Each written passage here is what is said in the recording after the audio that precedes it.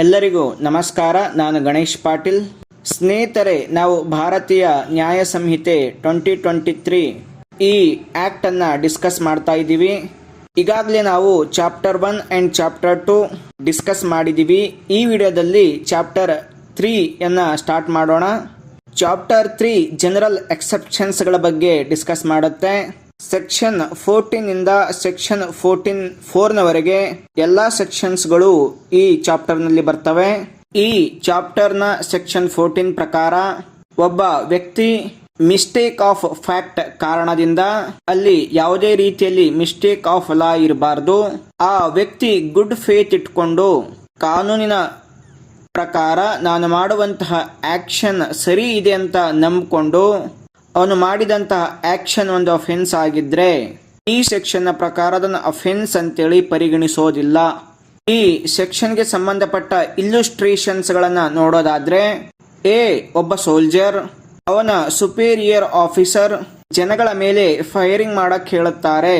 ಅದಕ್ಕೆ ಅವನು superior officers ಗಳ ಮಾತನ್ನ ಕಾನೂನು ಪ್ರಕಾರ ಕೇಳಬೇಕು, ಅವರ ಕಮಾಂಡಿಂಗ್ ಅನ್ನ ಕೇಳಬೇಕು ಅಂತ ತಿಳ್ಕೊಂಡು ಫೈರಿಂಗ್ ಮಾಡೋದು ಒಂದು ಅಫೆನ್ಸ್ ಆದ್ರೂ ಕೂಡ ಅವನು ಸುಪೀರಿಯರ್ ಆಫೀಸರ್ಸ್ ಗಳ ಕಮಾಂಡಿಂಗ್ ನ ಮೇಲೆ ಅವನು ಫೈರಿಂಗ್ ಅನ್ನ ಮಾಡಿದ್ರೆ ಅದು ಅಫೆನ್ಸ್ ಆಗೋದಿಲ್ಲ. ಇನ್ನೊಂದು ಇಲ್ಲುಸ್ಟ್ರೇಷನ್ ನೋಡೋದಾದ್ರೆ, ಒಬ್ಬ ಕೋರ್ಟ್ ಆಫೀಸರ್ ಆಗಿರ್ತಾನೆ. ಅವನಿಗೆ ಕೋರ್ಟ್ ವಾಯನ್ನ ಅರೆಸ್ಟ್ ಮಾಡೋದಕ್ಕೆ ಆರ್ಡರ್ ಅನ್ನ ಮಾಡ್ತದೆ. ಆದ್ರೆ ಝಡ್ ಅನ್ನ ವಾಯ್ ಅಂತ ಅನ್ಕೊಂಡು ಅವನನ್ನ ಅರೆಸ್ಟ್ ಮಾಡಿದ್ರೆ ಅಲ್ಲಿ ಅಫೆನ್ಸ್ ಮಾಡಿದ್ದಾನೆ ಅಂತ ಹೇಳಿ ಅನ್ಕೊಳ್ಳೋ ಹಾಗಿಲ್ಲ. ನೆಕ್ಸ್ಟ್ ಬರುವಂತದ್ದು ಸೆಕ್ಷನ್ 15. ಈ ಸೆಕ್ಷನ್ ನ ಪ್ರಕಾರ ಒಬ್ಬ ಜಡ್ಜ್ ಜುಡಿಷಿಯಲ್ಲಿ ಆಕ್ಟಿಂಗ್ ಮಾಡುವಂತ ಸಮಯದಲ್ಲಿ ಕೊಟ್ಟಿರುವಂತಹ ಯಾವುದೇ ಪವರ್ ಅನ್ನ ಗುಡ್ ಫೇತ್ ಇಟ್ಕೊಂಡು ಎಕ್ಸರ್ಸೈಸ್ ಮಾಡಿದ್ರೆ ಆ ಆಕ್ಷನ್ ನಂತರ ಕನ್ವರ್ಟ್ ಆಗಿ ಅಫೆನ್ಸ್ ಆಗಿದ್ರೆ ಅದನ್ನ ಅಫೆನ್ಸ್ ಅಂತೇಳಿ ಪರಿಗಣಿಸೋ ಹಾಗಿಲ್ಲ. ನೆಕ್ಸ್ಟ್ ಸೆಕ್ಷನ್ 16 ಪ್ರಕಾರ ಈ ಸೆಕ್ಷನ್ ನ ಪ್ರಕಾರ ಒಬ್ಬ ವ್ಯಕ್ತಿ ಕೋರ್ಟ್ ನ ಜಡ್ಜ್ಮೆಂಟ್ ನ ಪ್ರಕಾರ ಯಾವುದೋ ಒಂದು ಆಕ್ಷನ್ ಅನ್ನ ಮಾಡ್ತಾನೆ. ಆದ್ರೆ ಆ ಕೋರ್ಟ್ಗೆ ಆ ಆರ್ಡರ್ ಅನ್ನ ಅಥವಾ ಜಡ್ಜ್ಮೆಂಟ್ ಅನ್ನ ಕೊಡುವಂತಹ ಜುರಿಸ್ಡಿಕ್ಷನ್ ಇರೋದಿಲ್ಲ. ಹಾಗಾಗಿ ಅವನ ಮಾಡಿರುವಂತಹ ಆಕ್ಷನ್ ಅಫೆನ್ಸ್ ಆಗುತ್ತೆ. ಆದ್ರೂ ಕೂಡ ಇಂತಹ ಸಂದರ್ಭದಲ್ಲಿ ಕೋರ್ಟ್ ನ ಆರ್ಡರ್ ನ ಪ್ರಕಾರ ಒಳ್ಳೆಯ ಗುಡ್ ಫೇತ್ ಇಟ್ಕೊಂಡು ಮಾಡಿದ್ರೆ ಆ ಅಫೆನ್ಸ್ ಅನ್ನ ಅಫೆನ್ಸ್ ಅಂತೇಳಿ ಪರಿಗಣಿಸೋದಿಲ್ಲ. ಈ ಸೆಕ್ಷನ್ ನ ಪ್ರಕಾರ ಒಬ್ಬ ವ್ಯಕ್ತಿ ಮಿಸ್ಟೇಕ್ ಆಫ್ ಫ್ಯಾಕ್ಟ್ ಇಂದ ಒಳ್ಳೆಯ ಉದ್ದೇಶವನ್ನ ಇಟ್ಕೊಂಡು ತಾನು ಮಾಡುವಂತ ಆಕ್ಷನ್ ಲಾ ಇಂದ ಜಸ್ಟಿಫೈಡ್ ಇದೆ ಅಂತ ಅನ್ಕೊಂಡು ಒಂದು ಆಕ್ಷನ್ ಅನ್ನ ಮಾಡ್ತಾನೆ. ಆದ್ರೆ ಆ ಆಕ್ಷನ್ ಅಫೆನ್ಸ್ ಆಗುತ್ತೆ. ಕೂಡ ಹೀಗೆ ಇಂತಹ ಸಂದರ್ಭದಲ್ಲಿ justified by law good faith ಇಂದ ಮಾಡಿದಾಗ ಅಂತ ಅಫೆನ್ಸ್ ಅಂತ ಪರಿಗಣಿಸೋದಿಲ್ಲ. ಇಲ್ಲುಸ್ಟ್ರೇಷನ್ ನೋಡೋದಾದ್ರೆ, ಒಬ್ಬ ಕಾಮನ್ ಪರ್ಸನ್ ಝಡ್ ಎನ್ನುವ ವ್ಯಕ್ತಿ ಒಂದು ಮರ್ಡರ್ ಮಾಡೋದನ್ನ ನೋಡ್ತಾನೆ. ಅವನನ್ನ ಪ್ರಿವೆಂಟ್ ಮಾಡುವ ಸಲುವಾಗಿ ಗುಡ್ ಫೇತ್ ಇಟ್ಕೊಂಡು ಝಡ್ ಅನ್ನ ಸೀಸ್ ಮಾಡ್ತಾನೆ. ಅವನನ್ನ ಪ್ರಾಪರ್ ಅಥಾರಿಟೀಸ್ ನ ಎದುರುಗಡೆ ತರಬೇಕಂತ ಉದ್ದೇಶ ಇಟ್ಕೊಂಡು ಸೀಜ್ ಮಾಡಿರ್ತಾನೆ. ಈ ತರ ಸೀಜ್ ಮಾಡೋದು ಈ ಸಂಹಿತೆಯ ಪ್ರಕಾರ ತಪ್ಪಾಗಿದ್ರು ಕೂಡ ಅಫೆನ್ಸ್ ಆಗಿದ್ರು ಕೂಡ ಇಂತಹ ಸಂದರ್ಭದಲ್ಲಿ ಅದನ್ನು ಅಫೆನ್ಸ್ ಅಂತೇಳಿ ಪರಿಗಣನೆ ಮಾಡೋದಿಲ್ಲ. ಈ ಸೆಕ್ಷನ್ 18 ನ ಪ್ರಕಾರ ಒಬ್ಬ ವ್ಯಕ್ತಿ ಲಾಫುಲ್ ಆಕ್ಟ್ ಅನ್ನ ಲಾಫುಲ್ ಮ್ಯಾನರ್ ಅಲ್ಲಿ ಲಾಫುಲ್ ಮೀನ್ಸ್ ನಲ್ಲಿ with proper care and the caution ಮಾಡೋದಿಕ್ಕೆ ಹೋದಾಗ ಆಕ್ಸಿಡೆಂಟ್ ಅಥವಾ ಮಿಸ್ಫಾರ್ಚೂನ್ ಆಗಿ ನಿಂದ ಒಂದು ಅಫೆನ್ಸ್ ಆಗುತ್ತೆ. ಆದ್ರೆ ಇಂತಹ ಸಂದರ್ಭದಲ್ಲಿ ಅವನ ಆಕ್ಷನ್ ಅನ್ನ ಅಫೆನ್ಸ್ ಅಂತೇಳಿ ಪರಿಗಣಿಸೋದಿಲ್ಲ.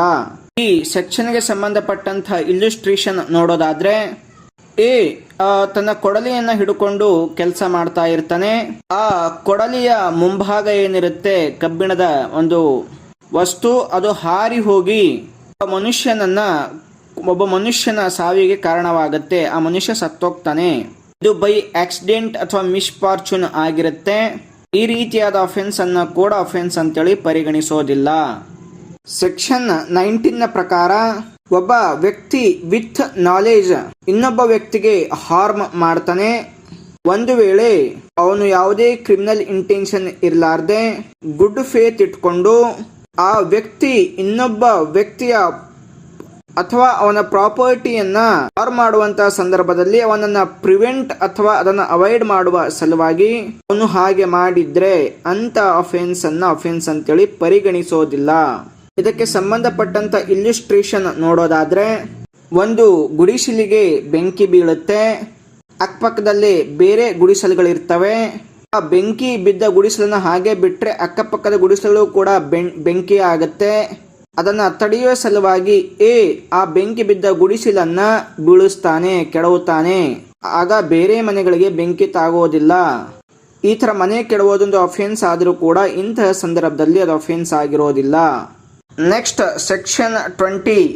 ಈ ಸೆಕ್ಷನ್ ನ ಪ್ರಕಾರ ಒಂದು ಮಗು ಅದರ ವಯಸ್ಸು 7 years ಏಜ್ಗಿಂತ ಕಡಿಮೆ ಇದೆ, ಆ ಮಗು ಯಾವುದೇ ರೀತಿಯ ಅಫೆನ್ಸ್ ಅನ್ನ ಮಾಡಿದ್ರು ಕೂಡ ಅದನ್ನ ಅಫೆನ್ಸ್ ಅಂತೇಳಿ ಪರಿಗಣನೆ ಮಾಡೋದಿಲ್ಲ. Next section 21. ಈ ಸೆಕ್ಷನ್ ನ ಪ್ರಕಾರ ಒಂದು ಮಗು, ಆ ಮಗುವಿನ ವಯಸ್ಸು 7 yearsಗಿಂತ ಜಾಸ್ತಿ ಇದೆ, 12 yearsಗಿಂತ ಒಳಗಡೆ ಇದೆ, ಆ ಮಗುವಿನ ಹತ್ತಿರ ಸಫಿಸಿಯೆಂಟ್ ಮೆಚ್ಯೂರಿಟಿ ಇಲ್ಲ. ಅಂತಹ ಸಂದರ್ಭದಲ್ಲಿ ಆ ಮಗುವಿಗೆ ತಾನು ಮಾಡುವಂತಹ ಆಕ್ಷನ್ ನೇಚರ್ ಯಾವುದು, ಆ ಆಕ್ಷನ್ ಮಾಡಿದಾಗ ಅಥವಾ ಕಂಡಕ್ಟ್ ಮಾಡಿದಾಗ ಏನ್ ಕಾನ್ಸಿಕ್ವೆನ್ಸಸ್ ಆಗುತ್ತೆ ಅನ್ನುವಂತಹ ಒಂದು ಮೆಚುರಿಟಿ ಇಲ್ಲದೆ ಇದ್ದಾಗ ಮಾಡಿದಂತಹ ಒಂದು ಅಫೆನ್ಸ್ ಆಗೋದಿಲ್ಲ. Next section 22. ಈ ಸೆಕ್ಷನ್ ನ ಪ್ರಕಾರ ಒಬ್ಬ ವ್ಯಕ್ತಿಯಿಂದ ಆದಂತಹ ಅಫೆನ್ಸ್, ಆ ವ್ಯಕ್ತಿ ಅಫೆನ್ಸ್ ಅನ್ನ ಮಾಡುವಂತಹ ಸಂದರ್ಭದಲ್ಲಿ ಅವನು ಅನ್ಸೌಂಡ್ ಮೈಂಡ್ ಹೊಂದಿರ್ತಾನೆ. ಆ ಕಾರಣದಿಂದ ಅವನಿಗೆ ತಾನು ಮಾಡುವಂತಹ ಒಂದು ಆಕ್ಟ್ ನೇಚರ್ ಗೊತ್ತಾಗೋದಿಲ್ಲ. ತಾನು ಮಾಡುತ್ತಿರುವಂತಹ ಒಂದು ಆಕ್ಷನ್ ರಾಂಗ್ ಅಥವಾ ಅದು ಕಾನೂನಿಗೆ ವಿರುದ್ಧ ಇದೆ ಅಂತೇಳಿ ಅವನಿಗೆ ಗೊತ್ತಾಗೋದಿಲ್ಲ. ಅಂತಹ ಸಂದರ್ಭದಲ್ಲಿ ಮಾಡಿದಂತಹ ಅಫೆನ್ಸ್ ಅಂತೇಳಿ ಪರಿಗಣನೆ ಮಾಡೋದಿಲ್ಲ. Next section 23. ಈ ಸೆಕ್ಷನ್ ನ ಪ್ರಕಾರ ಒಬ್ಬ ವ್ಯಕ್ತಿ ಅಫೆನ್ಸ್ ಮಾಡುವಂತಹ ಸಂದರ್ಭದಲ್ಲಿ ಅವನು ಇಂಟಾಕ್ಸಿಕೇಟೆಡ್ ಅಂದ್ರೆ ಆಲ್ಕೋಹಾಲ್ ಕನ್ಸಂಪ್ಷನ್ ಮಾಡಿದ್ರೆ, ಅವನಿಗೆ ತಾನು ಏನು ಮಾಡ್ತಾ ಇದ್ದೀನಿ ತನ್ನ ಆಕ್ಷನ್ ನ ನೇಚರ್ ನ ಒಂದು ಅರಿವು ಇಲ್ಲದೆ ಇದ್ರೆ, ಅಥವಾ ಅವನಿಗೆ ತಾನು ಮಾಡ್ತಾ ಇರುವಂತದ್ದು ರಾಂಗ್ ಅಂತೇಳಿ ಅಥವಾ ಅದು ಕಾನೂನಿಗೆ ವಿರುದ್ಧ ಅಂತೇಳಿ ಅನ್ನುವಂತಹ ಒಂದು ಕನಿಷ್ಠ ಅರಿವು ಇಲ್ಲದೆ ಇದ್ದಾಗ ಮಾಡಿದಂತ ಅಫೆನ್ಸ್ ಅಂತೇಳಿ ಪರಿಗಣನೆ ಮಾಡೋದಿಲ್ಲ. ಈ ಸಂದರ್ಭದಲ್ಲಿ ಇಂಟಾಕ್ಸಿಕೇಟೆಡ್ ಪರ್ಸನ್ ಗೆ ತಾನು ಮಾಡುವಂತಹ ನಾಲೆಜ್ ಇರಬಾರ್ದು ಮತ್ತು ಅವನು ಮಾಡುವಂತ ಆಕ್ಷನ್ ಅವನ ವಿಲ್ ನ ವಿರುದ್ಧ ಇರಬಾರ್ದು. ಅಂತಹ ಸಂದರ್ಭದಲ್ಲಿ ಅದನ್ನು ಅಫೆನ್ಸ್ ಅಂತೇಳಿ ಪರಿಗಣನೆ ಮಾಡೋದಿಲ್ಲ.